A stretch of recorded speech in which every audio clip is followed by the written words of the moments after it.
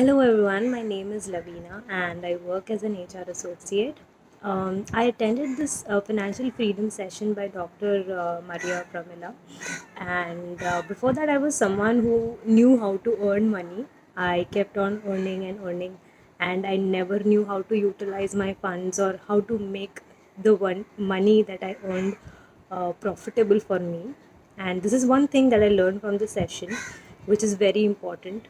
That is investing money is as important, or I can say even more important than earning money, because because we put in a lot of hard work to earn what we are earning, and we just earn that and we just keep it aside without multiplying it, or without making it grow.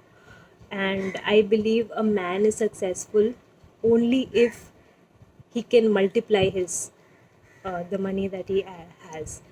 And this is something that I learned personally, and I would like to thank Dr. Pramila, and I wish her all the best.